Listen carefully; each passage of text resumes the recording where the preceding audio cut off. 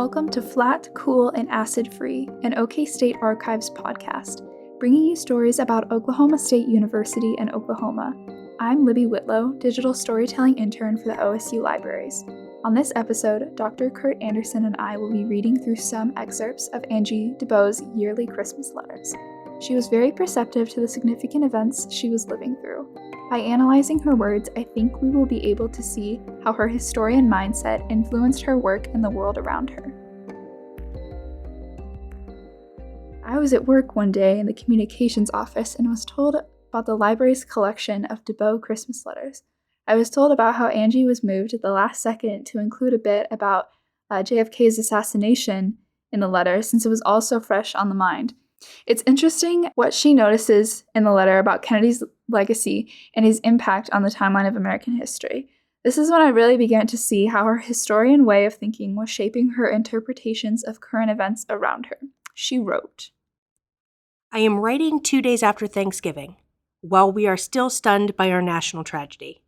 We grieve over our loss and the world's loss in Kennedy's death, but beyond that, I grieve over the injustice to him, that he had been cheated out of his place in history. In a biographical sketch I was asked to write for our community service last Monday, I attempted at the close an historical evaluation of his career, and I had to say, his piece in history will probably be that of a dedicated and extraordinarily gifted man, whose administration was too brief to stand out as a landmark in American progress. But then with the insight that sometimes comes to us when we write, I added this sentence. It is possible, however, that in his youth and charm, plus the shock of his tragic death, may create a Kennedy legend akin to the Lincoln legend that will make his personality and his recorded words a living influence throughout the future of his country and the world. I have felt much better after writing that. Should it prove to be true, his shining presence in the American pantheon might turn the course of history more than the deeds he could have accomplished had he lived. And after reading that was the first letter that I looked at when I was going through the entire collection, because that was the one I was specifically told about by the folks at work. I really thought it was interesting how she was able to make such conclusions while she was living through some of the biggest events that we think about in history today.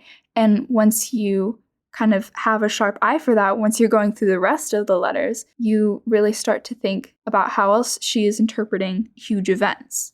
So these letters span many decades and see many major events that those in modern times would consider important to our world's history. It's fascinating as well to see how Angie threads together certain events with others. Take, for example, her correlation of the Vietnam War and Indian history. She wrote, Meanwhile, beyond my study there is the crashing of bombs in Vietnam, with the resulting paralysis of domestic progress and the deadline of our moral prestige throughout the world. I don't blame President Johnson too much for accepting the advice of the generals that the way to make a country into a happy democracy is to flatten it, and when that doesn't work, escalate the process. They are supposed to be the experts, but I wish he had read some Indian history. The best hardware of the time didn't help much when the Seminoles hid out in the Everglades or the Apaches in the mountains. I hope and pray that next year we may have a presidential candidate of one party or the other who would reverse this policy. She also had a Christmas letter in 1973 that reflected on the controversy surrounding Richard Nixon. Debo, in the midst of tumultuous current events, was thinking about the late 1700s, writing, On this day of national glorification, there comes the thought of the shocking revelations from Washington. These do not disturb me. In almost 200 years, this is the first time that any administration of either party has conspired to subvert the democratic process. And it did not succeed. In most countries of the world, it would have brought a permanent dictatorship, but our institutions proved strong. Our free press, including TV, our courts, and a slowly aroused Congress, strong enough to uncover it and begin efforts at correction. We can take pride in that as we approach our bicentennial. But the thing that troubles me is the indifference of too many citizens who want to forget about it and go on to something they like better, like TV, sports, or soap operas. I am remembering that 200 years ago, Tom Paine's Common Sense, urging independence, and The Crisis were bestsellers. People didn't say, I'm tired of hearing about Valley Forge and the times that try men's souls. Let's go on to something constructive, meaning their ease and self-indulgence. Oh well, perhaps there were people like that in 1776 and the hard years following, but they were forgotten. And perhaps patriotism and integrity are still strong among most our people. If so, we can look forward to many centennials. The American way of life is more than a smug relaxation. Debo wasn't afraid to assert her validity and her thinking as a historian. She wrote in her reflections on the year in 1950. I say, if we are permitted, I am speaking as a historian, not as a troubled human being. But when I say this is the darkest hour in our history as a nation, that alone would not be so bad except for us, but for the fact that right now our destiny is inseparably joined with the destiny of mankind and the survival of civilization. It is futile to blame our leaders, who use their best judgment to lead the world in peace and reconstruction. It is idle to add up our own faults and failures, conscious though we may be of unattained ideals and our personal and national life. The trouble is not with us, but with dark forces that thwart us at every turn. But if everything else crashes, I am sure that neither death nor life, nor things present, nor things to come, nor powers, nor anything else in the creation will be able to separate us from the eternal verities we live by. And with this in mind, we can hear the Christmas carols swelling over our loved and perhaps doomed cities without a constriction of the heart. The context behind these statements is important, as it was only a few years after the Second World War, and the way that she encourages her readers to think about the preservation of mankind is compelling to read now in 2022. After analyzing the rhetorical value of these letters, I knew I had to get some more information about Angie. So I went to OSU Library's Dr. Kurt Anderson. The following is our conversation about her and her work. To give our audience a brief overview, we've talked about Angie on the podcast before, but for our audience who may not be familiar with her work, give us a brief overview of who she was, what she did, where she was from. Angie Debo was born in Kansas in 1890, and she moved here with her family in 1899, and they settled in Oklahoma, northern Oklahoma, which was then Oklahoma Territory, not even a state yet. And her parents, they came down here in 2 covered wagons, her 2 parents, and Angie and her younger brother, and they homesteaded. And Angie was considered herself a native of Oklahoma ever since. It took her a long time to graduate from high school because education was so rudimentary, but she was devoted to her books, which her parents provided for her. And after she graduated from high school, she was quite much older than normally we associate graduating from high school. She was determined to go on to college. First, she taught school for a little while, and then she went to and got a bachelor's degree at the University of Oklahoma and in history. And then after graduation, she ended up going to the University of Chicago to get a master's degree in history. And then eventually she came back, and bless her heart, she got a PhD in history. And she had a very difficult time in those years. In the 1920s and 1930s, it was very difficult for women to get positions in academia. And she became so frustrated by that she determined to set out on a course as being a writer. And so her PhD dissertation was published, which is unusual, especially at that time, and it won an award. And she was so inspired by that she continued writing, and for the rest of her life, primarily she considered herself a writer. And some of her work we'll be talking about today. How did she get into the work that she did in the first place? Angie Debo, her dissertation became her first book on Indian history about the Choctaws in Oklahoma and the end of their republic after the Civil War. And then after that, she embarked on what she considered her most significant work, and she entitled it, And Still the Waters Run, the Disposition of the 5 Civilized Tribes. And then later on, she would write a book, a history of the Creek Indians called The Road to Disappearance. And that's called her Indian trilogy. And she was very proud of all three of those. So she was, without a doubt, an Indian historian. And by 1967, she taught a course that was funded by Education Defense Fund to teach Native American children at the University of Oklahoma about their history. And the lectures for that course, she turned into a book titled The History of the Indians of the United States. And one of the last chapters in that book is titled The White Man Gets a New Chance. The White Man Gets a New Chance.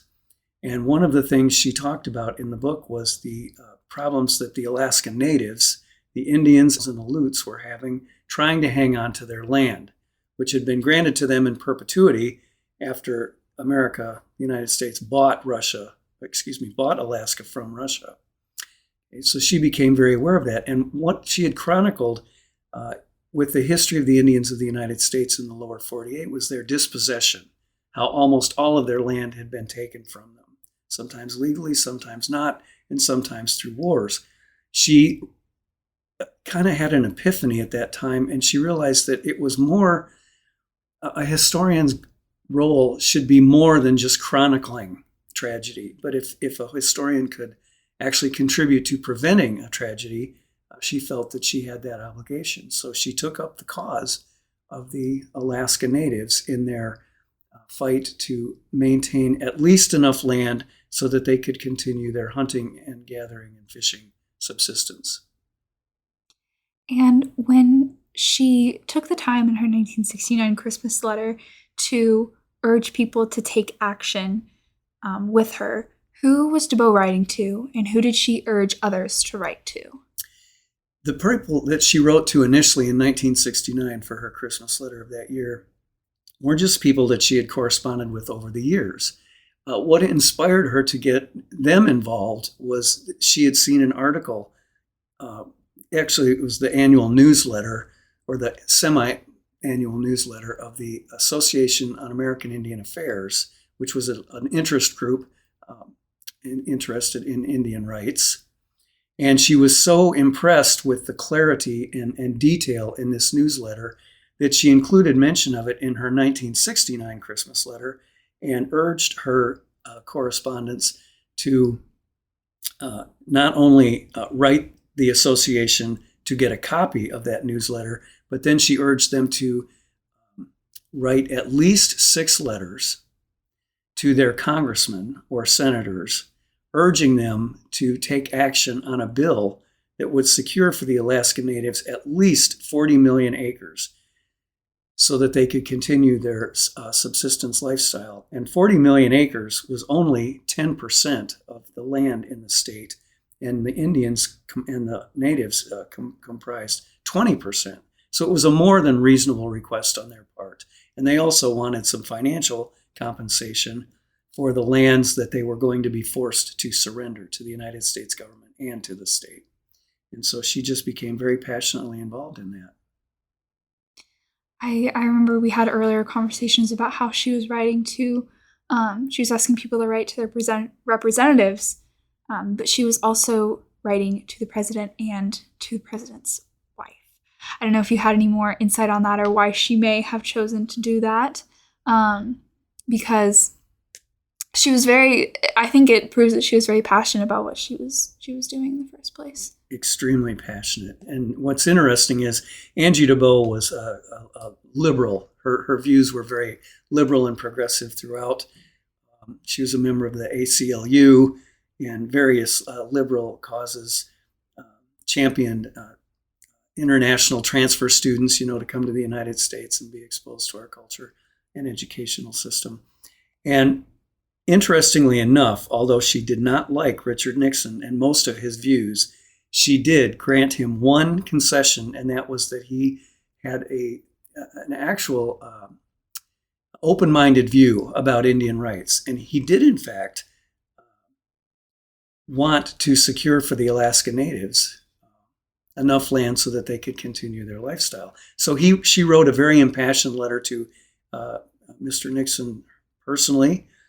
She never received a reply from him, but she received a reply from the White House, very gracious reply, assuring her that President Nixon was going to introduce a bill very similar to what she thought would be fair for the Alaska Natives.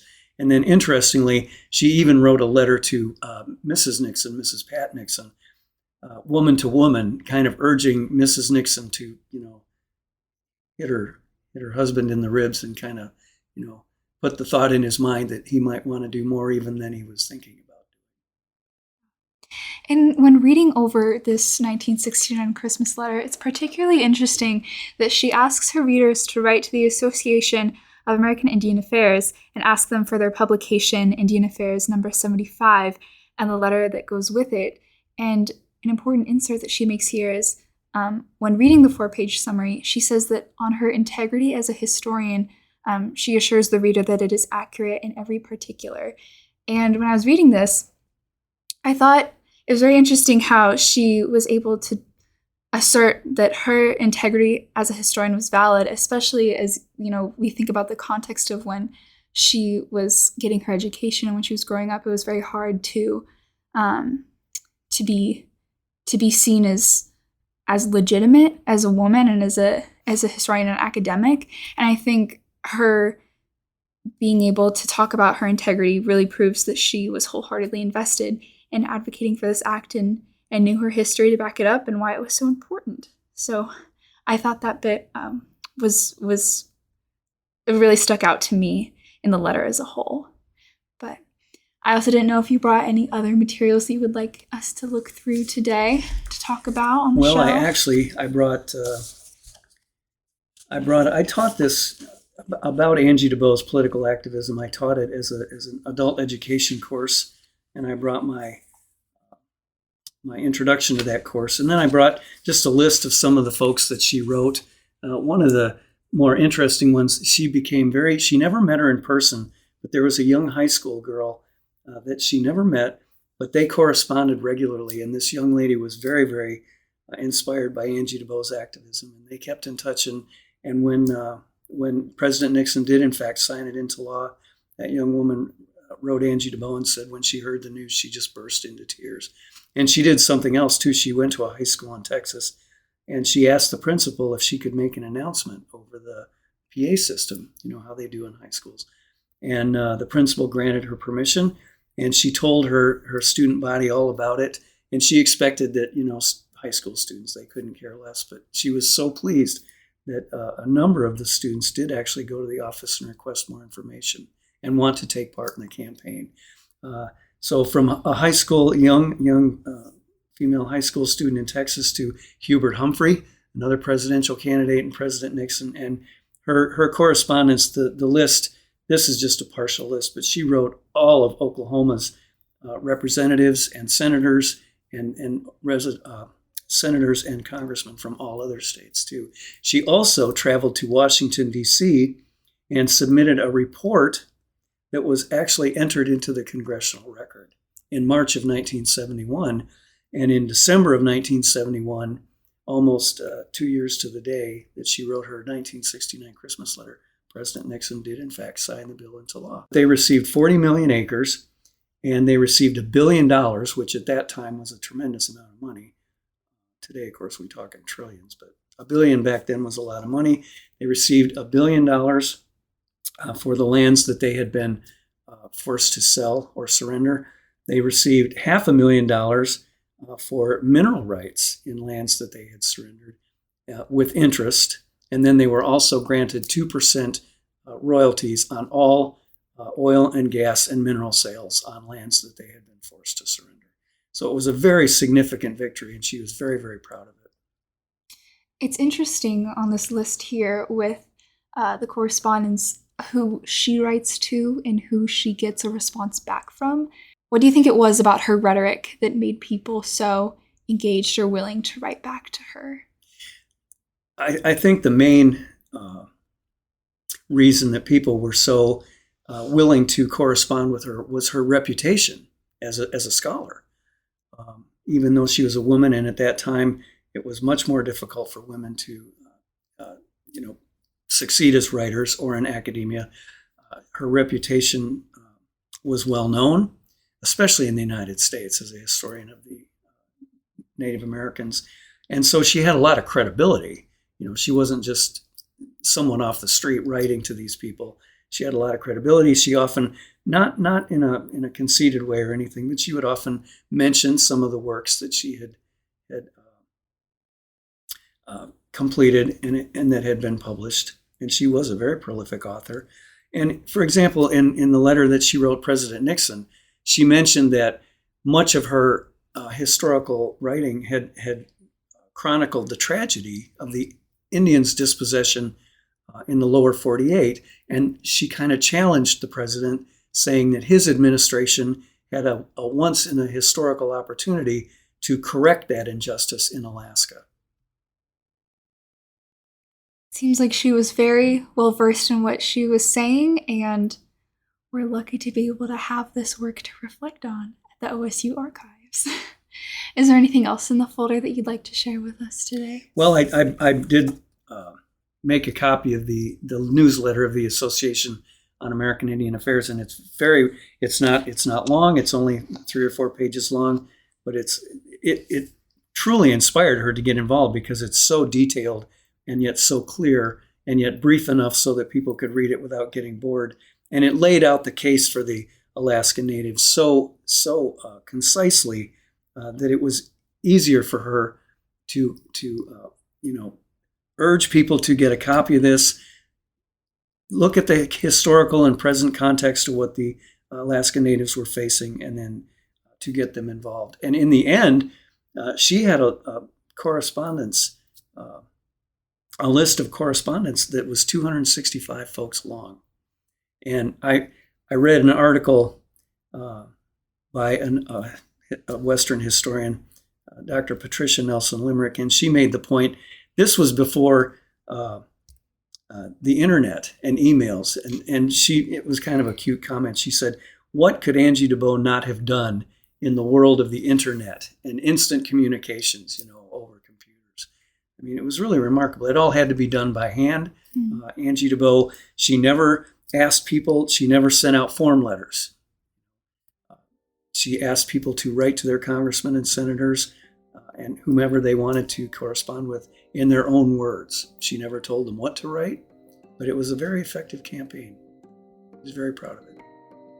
If anyone who's listening to this may want to learn more about the documents that we're talking about today, you can visit debo.library.okstate.edu to see the Angie Debo collection. And if you click on the activism tab and go to ANCSA correspondence, you'll be able to get more information about this amazing achievement.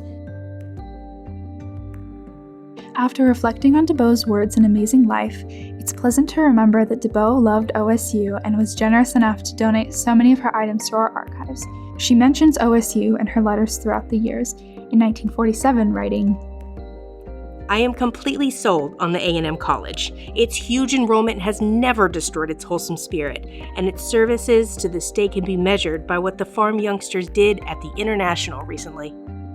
Now we can have the opportunity to reflect on her work and prove here at the archives that a historian's view of the world can provide insight today on our current events. History has imparted great wisdom on people throughout many decades, and it seems that Debo was no exception. Theme music is It's a Process, composed by Ben Stone and Finlay Green, published by the BBC Production Music PRS.